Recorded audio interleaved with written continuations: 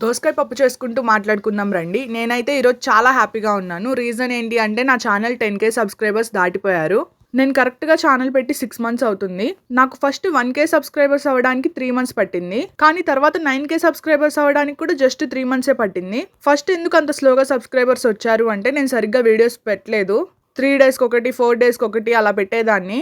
ఇప్పుడైతే ఎంత బిజీగా ఉన్నా డైలీ ఒక వీడియో అయితే ఖచ్చితంగా పెడతాను. మీ అందరికీ ఇంకో డౌట్ రావచ్చిప్పుడు. ఛానల్ మానిటైజేషన్ అయ్యిందా లేదా అనేది. నా ఛానల్ అయితే ఇంకా మానిటైజేషన్ అవ్వలేదు.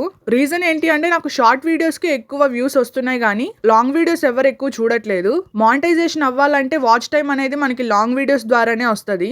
మానిటైజేషన్ అయిన వెంటనే నేనైతే మీతో షేర్ చేసుకుంటాను. అండ్ ఈ 6 మంత్స్ జర్నీలో నేను చాలా నెగిటివిటీ చూశాను యూట్యూబ్‌లో.